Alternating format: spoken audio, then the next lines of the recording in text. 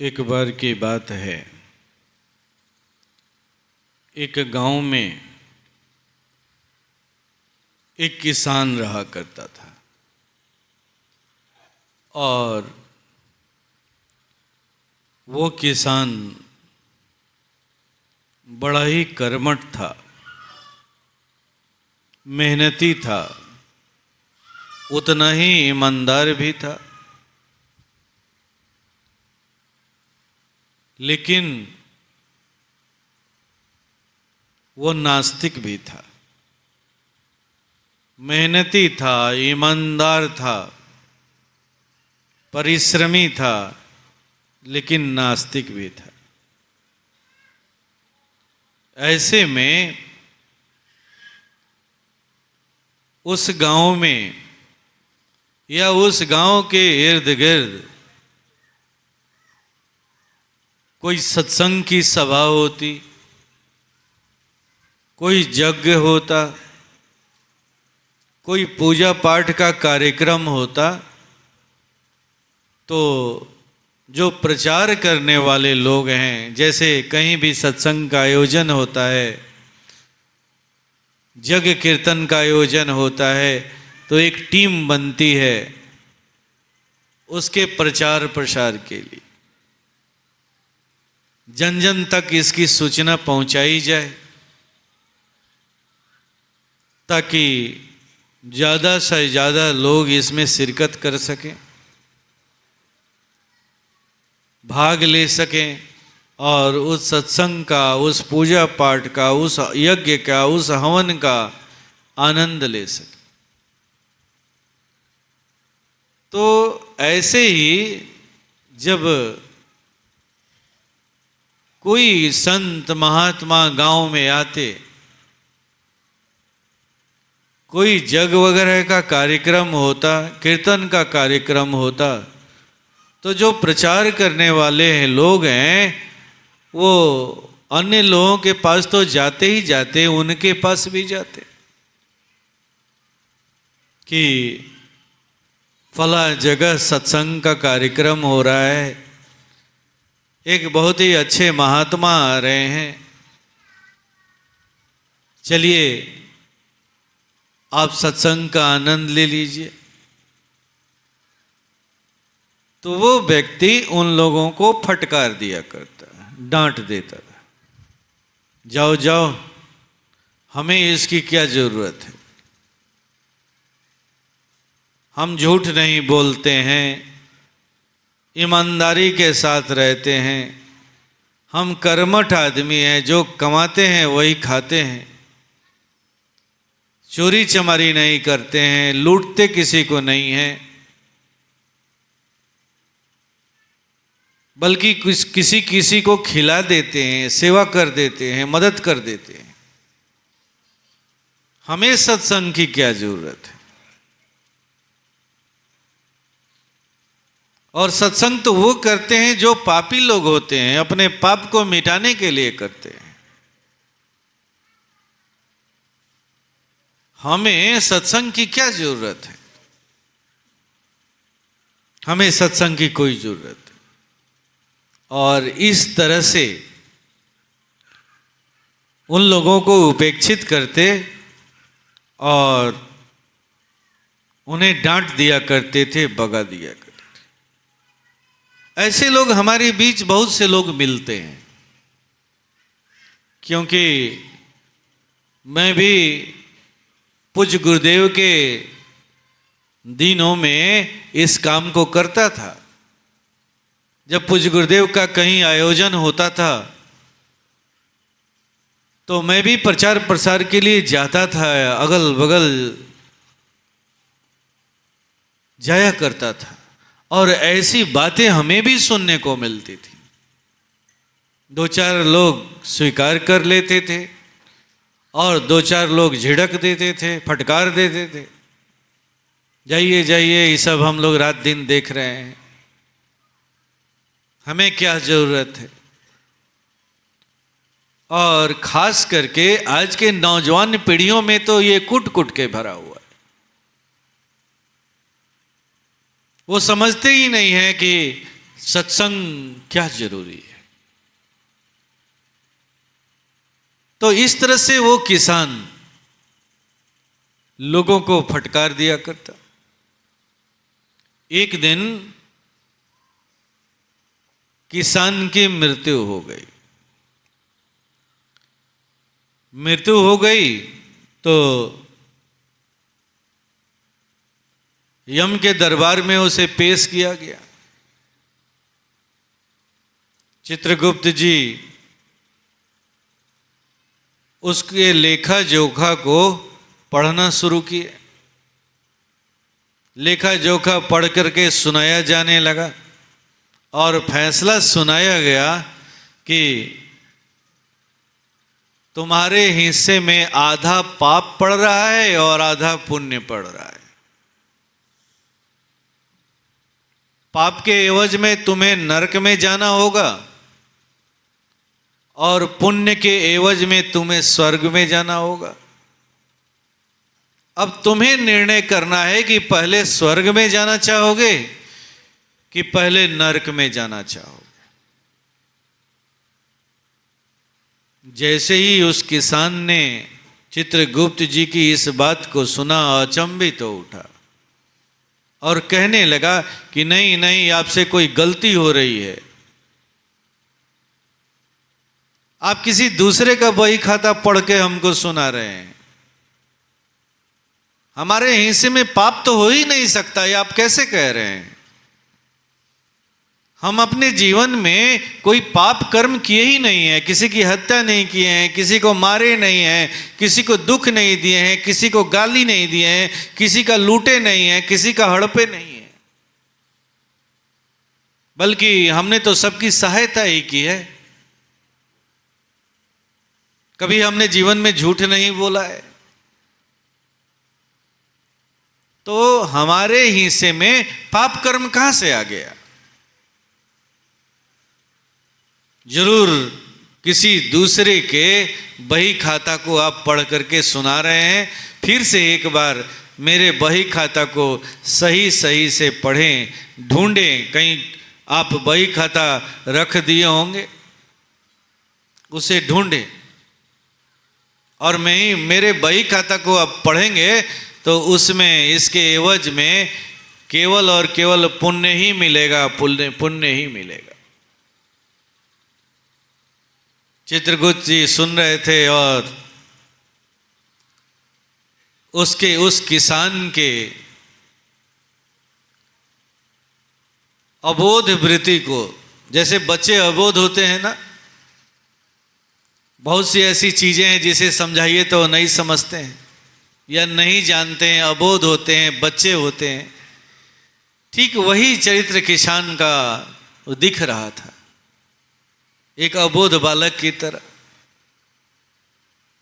तो चित्रगुप्त जी ने कहा कि ऐसा है कि हमारे पास किसी का कोई बही खाता नहीं होता है और न हम बही खाता लिखते हैं। आप अपना बही खाता खुद लिखते हैं। वो बही खाता कहीं दूसरे जगह नहीं है, वो आपके पास ही है। और आप अपना बही खाता खुद लिखते हैं, खुद लिखते हैं। कहाँ लिखते हैं? तो आपका जो सूक्ष्म शरीर है उसी पर लिखते हैं। ये जो शरीर है ना, ये स्थूल शरीर, इसके अंदर में 3 और शरीर हैं, सूक्ष्म शरीर, कारण शरीर और महाकारण शरीर।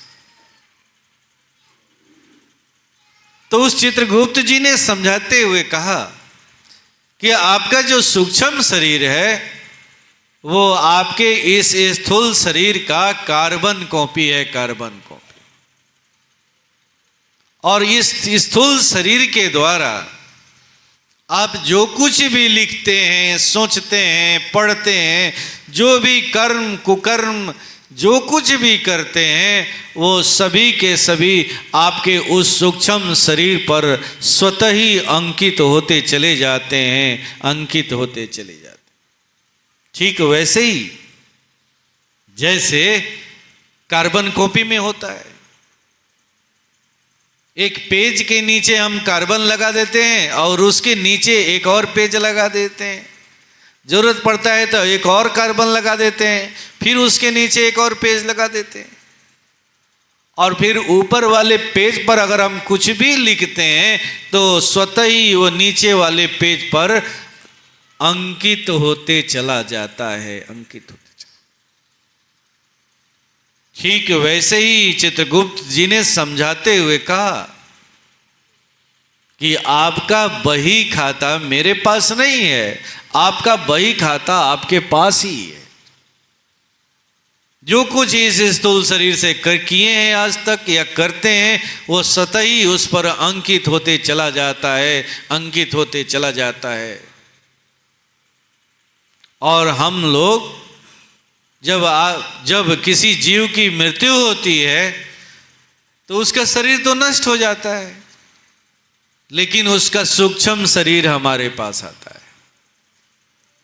और उस सूक्ष्म शरीर पर जो कुछ भी अंकित होता है, लिखा हुआ होता है, उसे ही हम पढ़ते हैं, और पढ़ करके उसी के अनुसार हम स्वर्ग और नरक का, पाप और पुण्य का निर्णय लेते हैं, और उसी के अनुसार निर्णय सुनाते हैं। अब किसान थोड़ा सा सहमा, लेकिन फिर भी उसके अंदर एक प्रश्न चल रहा है कि मान लिया कि मेरा बही खाता मेरे साथ ही था, हमारा बही खाता किसी दूसरे ने नहीं लिखा है, हमने अपना बही खाता स्वयं लिखा है, लेकिन ये पाप कहां से हमारे हिस्से में आ गया? बात तो यहां पर फंसी हुई है, किसान यहां पर आकर के अटका हुआ है। हमने आज तक कोई गलत काम किया ही नहीं, तो हमारे हिस्से में पाप का फैसला ये कैसे सुना रहे हैं, और उसके एवज में नरक जाने की बात क्यों कह रहे हैं? चित्रगुप्त जी किसान के मनोभाव को ताड़ गए। फिर उन्होंने आगे समझाते हुए कहा कि देखो, आज तक तुम यही जानते रहे कि चोरी नहीं करना, डकैती नहीं करना, झूठ नहीं बोलना, मारकाट नहीं करना ही पुण्य है, और ये सारी चीजों को करना पाप है। ये सत्य है कि झूठ नहीं बोलना, मारकाट नहीं करना, झगड़ा झंझट नहीं करना, ईर्ष्या द्वेष नहीं करना, ये पुण्य है, और जो सारे कर्म ये लोग करते हैं वो पाप है। लेकिन याद रखना, ये पाप और पुण्य का प्रथम पाठ है, प्रथम पाठ है, और तुम केवल प्रथम पाठ के बारे में ही जानते हो, प्रथम अध्याय के बारे में ही जानते हो, बाल पोथी के बारे में ही जानते हो। पाप और पुण्य इससे आगे भी है, इसका दूसरा पाठ भी है, तीसरा पाठ भी है, चौथा पाठ भी है। वो दूसरे, तीसरे और चौथे पाठ के बारे में तो तुम जानते ही नहीं, और तुम पढ़े ही नहीं हो, और पढ़ोगे भी तो कैसे पढ़ोगे? ये तीसरा पाठ, ये चौथा पाठ, ये पांचवा पाठ कोई स्वयं पढ़ भी नहीं सकता है। अगर कोई पढ़ा सकता है तो एकमात्र गुरु पढ़ा सकता है।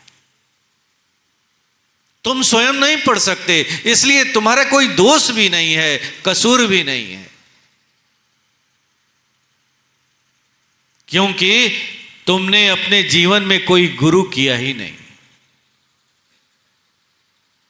अगर गुरु किया होता तो तुम्हें बताता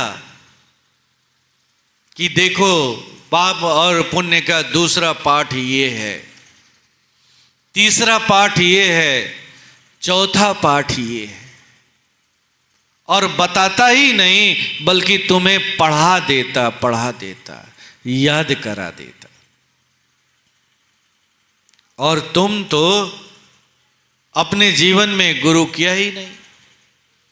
इतना ही नहीं, गांव घर समाज के लोग जब तुम्हें सत्संग की सभा में जाने के लिए कहते, उसका निमंत्रण देते, तो तुम उन्हें डांट के भगा दिया करते थे।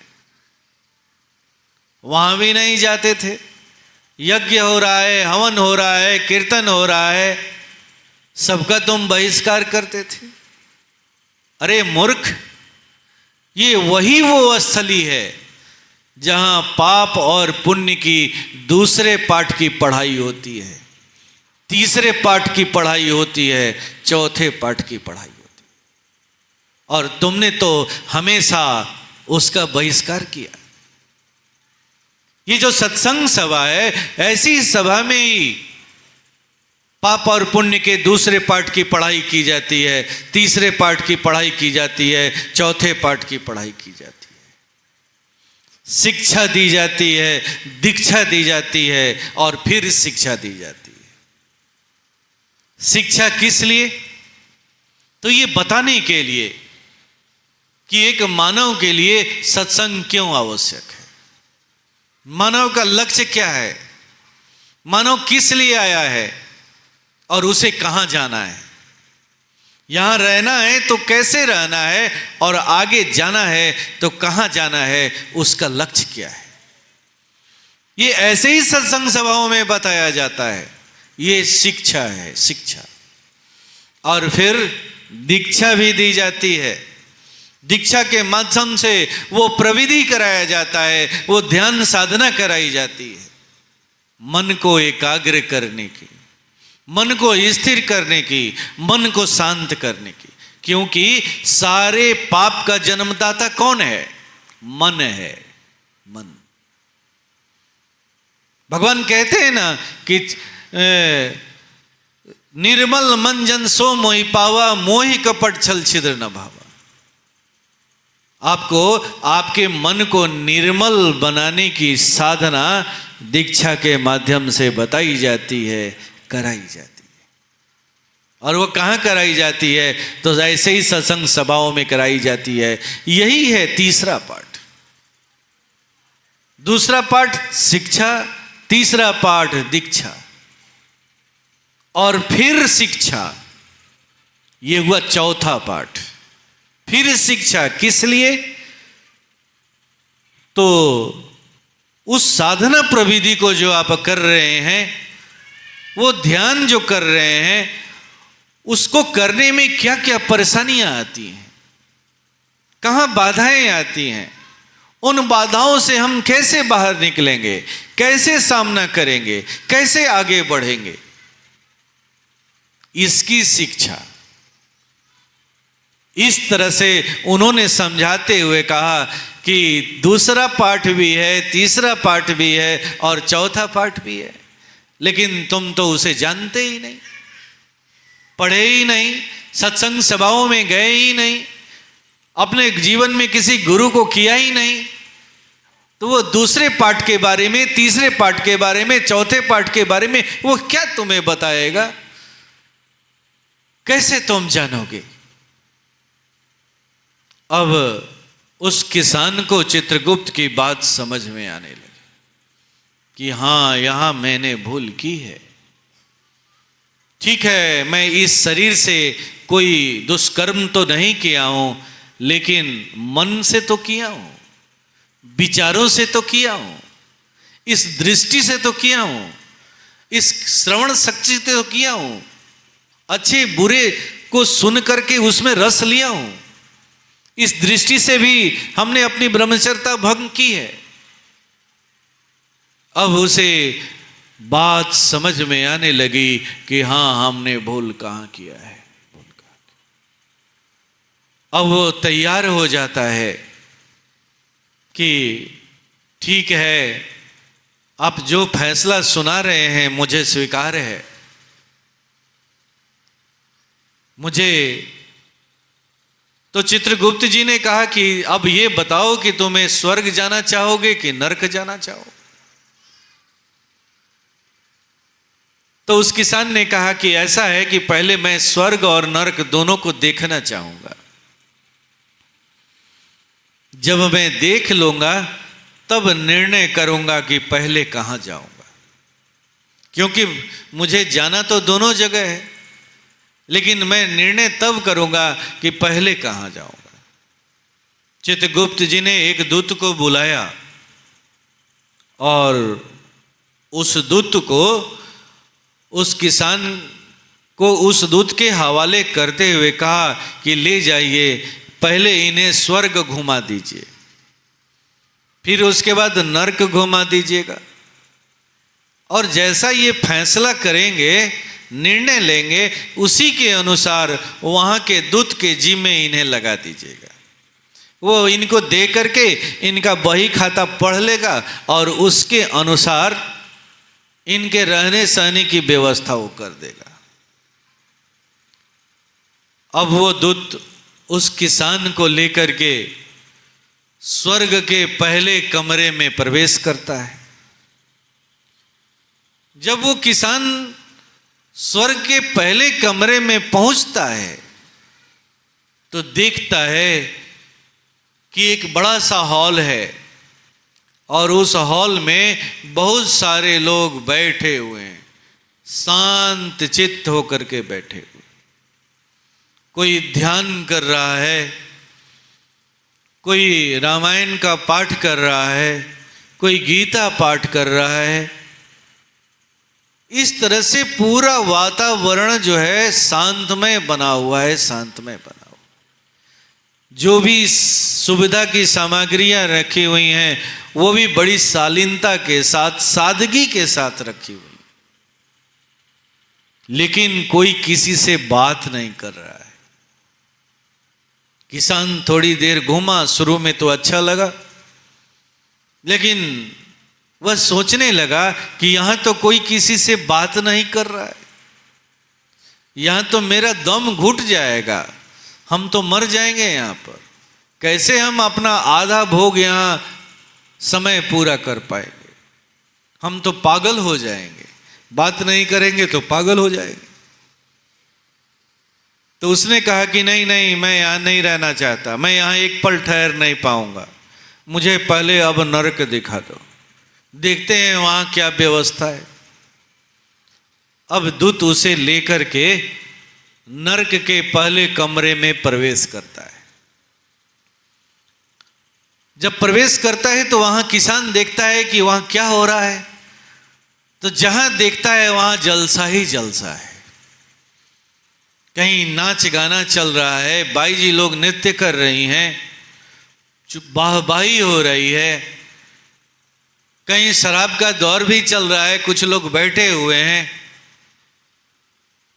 कहीं जुआ भी चल रहा है, कहीं कुछ हो रहा है, कहीं कुछ हो रहा है।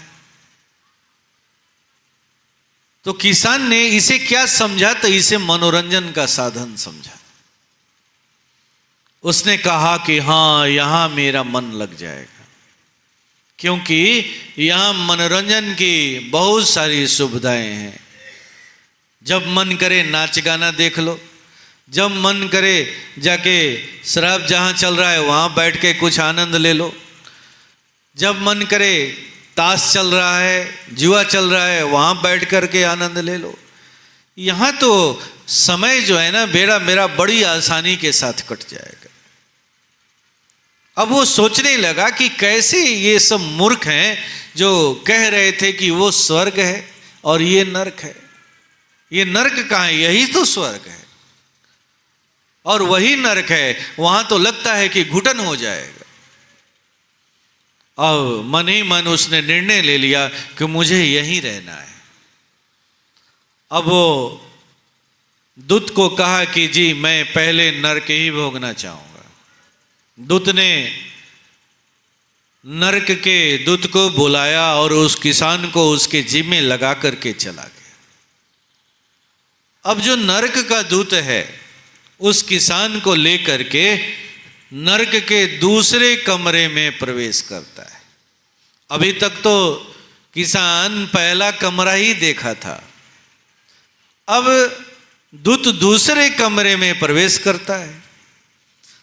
तो दूसरे कमरे में देखता है कि क्या हो रहा है, तो बहुत बड़े बड़े कड़ाह रखे हुए हैं, भट्टियां जल रही हैं, उसके ऊपर में कड़ाह रखे हुए हैं और तेल डाले जा रहे हैं, तेल खौलाए जा रहे हैं। और झुंड के झुंड मानवों को पकड़ करके उसमें डाला जा रहा है, खौलाया जा रहा है, पकाया जा रहा है। वो चिल्ला रहे हैं, छटपटा रहे हैं, लेकिन कोई उनकी सुनने वाला नहीं। जैसे ही इस दृश्य को किसान देखा, वो डर गया और घबरा करके पूछने लगा दूत से कि ये क्या है हो रहा है। तो दूत ने कहा कि यही असली नरक है, यही असली नरक है। आपको भी इन्हीं कड़ाहों में डाला जाएगा और पकाया जाएगा। किसान ने कहा कि फिर आप लोग हमें फंसा दिए, झूठ बोल दिए, हमें दिखाए कुछ, कर कुछ और रहे हैं। तो फिर हमें दिखाया क्यों गया कि देखो ये नरक है और वो स्वर्ग है। तो दूत ने समझाते हुए कहा कि महानुभाव, आपने सही सही समझा नहीं। वो जो भी आपने देखा था वो विज्ञापन था, विज्ञापन। जैसे किसी भी चीज का हम एक विज्ञापन बनाते हैं प्रचार प्रसार करने के लिए, ठीक वैसे ही वो स्वर्ग का विज्ञापन था, ये नरक का विज्ञापन था। स्वर्ग के जब पहले कमरे में गए थे तो आपने देखा कि लोग शांत होकर के बैठे हुए हैं, कोई ध्यान कर रहा है, कोई साधना कर रहा है, कोई रामायण पढ़ रहा है, कोई गीता पढ़ रहा है, कोई भजन गुनगुना रहा है, लेकिन शांति बनी हुई है, कोई चंचलता नहीं है। ये स्वर्ग का विज्ञापन है कि जब लोग ऐसे कर्म में लिप्त होते हैं वही स्वर्ग के अधिकारी होते हैं। और जो नरक में, नरक के पहले कमरे में आपने जो दृश्य देखा कि जहां चंचलता ही चंचलता है, कहीं नाच हो रहा है, कहीं गाना हो रहा है, कहीं कुछ हो रहा है, कहीं कुछ हो रहा है, जलसा ही जलसा है, चंचलता ही चंचलता है। 2 मिनट के लिए भी किसी का मन शांत नहीं है, स्थिर नहीं है। ये भी विज्ञापन है नरक का कि ऐसे लोग नरकगामी होते हैं, नरक के अधिकारी होते।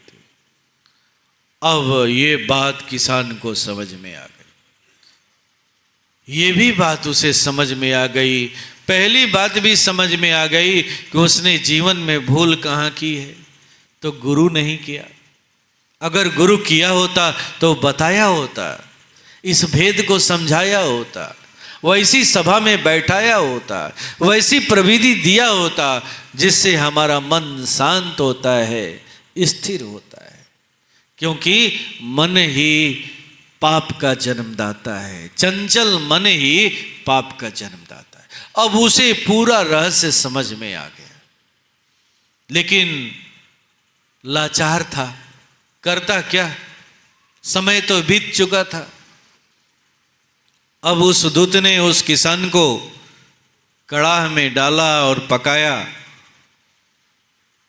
पकाने के बाद जब किसान उस कड़ाह से बाहर निकला तो एक अद्भुत तेज उसके शरीर से निकल रहा था, उसके चेहरे से एक अद्भुत तेज निकल रही थी, क्योंकि जितने पाप कर्म थे वो सभी के सभी जल चुके थे, नष्ट हो चुके थे। जब उसे पकाया गया खौलते हुए तेल में तो उसके जितने भी पाप कर्म थे सभी के सभी नष्ट हो गए। जब नष्ट हो गए तो बाहर से जब निकला, वो बाहर आया तो वो अद्भुत तेज लिए हुए था, अद्भुत तेज लिए। परम पूज्य गुरु महाराज साहब अक्सर इस प्रसंग को रखते थे, ये बताने के लिए ये समझाने के लिए कि एक मानव के लिए सत्संग कितना जरूरी है, कितना जरूरी है। सत्संग ही वो सभा है जहां पर पाप और पुण्य के दूसरे पाठ की पढ़ाई होती है, तीसरे पाठ की पढ़ाई होती है, चौथे पाठ की पढ़ाई होती है। सत्संग एक बुकलेट है, बुकलेट, मानव जीवन का बुकलेट है, बुकलेट। जैसे हम कोई मशीन खरीदते हैं तो मशीन वाले एक बुकलेट भी देते हैं। उस बुकलेट में क्या वर्णन किया रहता है? तो इस मशीन का रख रखाव कैसे करना है, कब इसका डीजल मोबिल बदलना है, कितने घंटे चलाना है और कितने घंटे रेस्ट देना है, ताकि इसका इंजन सही सलामत रहे, बहुत दिनों तक ये टिकाऊ हो, ज़्यादा से ज़्यादा काम कर सके। ठीक वैसे ही सत्संग भी मानव जीवन के लिए एक बुकलेट के समान है, बुकलेट के समान है, जहां ये बात बताई जाती है, समझाई जाती है कि एक मानव का जीवन कहां से शुरू होता है और उसे कहां जाना है, और जाने के क्रम में कौन कौन सी सावधानियां बरतनी है, कहां उसे ठहरना है, कहां उसे बढ़ना है, कहां उसे बचना है। सारी पाठ यही ऐसी ही सभा में पढ़ाई जा रही है। इसीलिए सत्संग को मानव जीवन का बुकलेट कहा जाता है, बुकलेट कहा जाता है। और ये बुकलेट लिखने वाला कौन है? तो एक गुरु होता है, गुरु। गुरु, अगर गुरु ना हो तो उस बुकलेट को कोई दूसरा नहीं लिख सकता। इसीलिए गुरु महान है, और इसीलिए हर मानव के लिए सत्संग परम आवश्यक है, परम आवश्यक। एक बार एक व्यक्ति की आदत थी कि जब भी वो 2-4-10 लोगों के बीच होता तो ऐसे ही सत्संग की चर्चा करता। उसका सारा का सारा समय सत्संग में ही बीत जाता। एक दिन उसकी भी मृत्यु हो गई। मृत्यु हुई तो उसे यम के दरबार में ले गया गया। तो उसे बताया गया कि देखो, तुम्हारे हिस्से में इस कर्म के बदले में इतना पुण्य है और इस कर्म के बदले में इतना पाप है। तो उसने पूछा कि कौन से कर्म के लिए पुण्य है और कौन से कर्म के लिए पाप है। ये बात तो बता दी गई। तो उसने पूछा कि ठीक है, अच्छे कर्म के लिए पुण्य था और बुरे कर्म के लिए पाप था, लेकिन मैंने जो अपने जीवन में सत्संग किया है उसके लिए क्या फल है? कहते हैं कि वो दूत चकरा गया। भाई, हमारे यहां तो सत्संग करने वाले के लिए कोई विधान ही नहीं लिखा हुआ है। पाप और पुण्य कर्म के लिए विधान लिखा हुआ है, लेकिन सत्संग करने वाले के लिए कोई अलग से विधान नहीं लिखा हुआ है। लेकिन वो व्यक्ति अपने जिद पर अड़ा हुआ है कि मुझे ये जानना है, जो देना है आप दीजिएगा, लेकिन मुझे ये बात को जानना है कि सत्संग करने का फल क्या है। अब वो दूत, चूंकि बही खाते में इसकी कोई चर्चा ही नहीं है, तो वो दूत उसे लेकर के भगवान के दरबार में जाता है, क्योंकि उसके ऊपर जो मालिक है, जब कर्मचारी से कोई फैसला नहीं होता है तो वो मालिक के पास जाता है।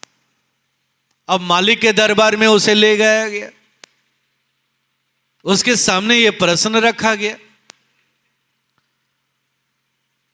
तो उस मालिक ने कहा, उस दूत को वापस भेज दिया और उस मालिक ने उस व्यक्ति से यही कहा कि जो सत्संग करते हैं उसे मैं प्राप्त होता हूं, मैं प्राप्त होता हूं।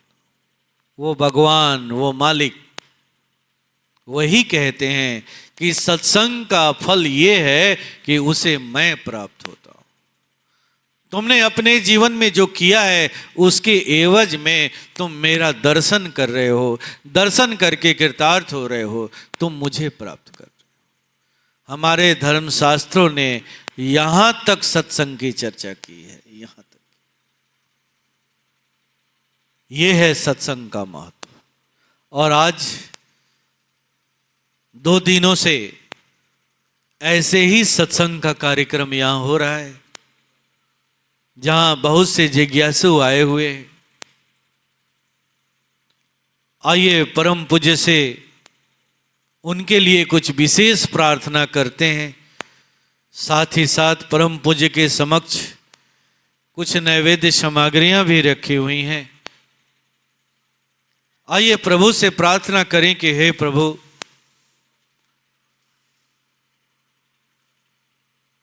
जब हमें कुछ किसी को देना होता है, चाहिए होता है किसी से, तो कोई ना कोई हम माध्यम बना करके ही उससे प्राप्त करते हैं। ठीक वैसे ही प्रभु, हम भी आपके समक्ष कुछ नैवेद्य सामग्री लेकर के आए हुए। हम जानते हैं कि आपके लिए यह बहुत बड़ी चीज नहीं है, बहुत छोटी चीज है, लेकिन प्रभु इसके माध्यम से हम अपने भाव को लेकर के आपके पास आए। आप इसे स्वीकार करें प्रभु, तथा हम सबों पर दया करें।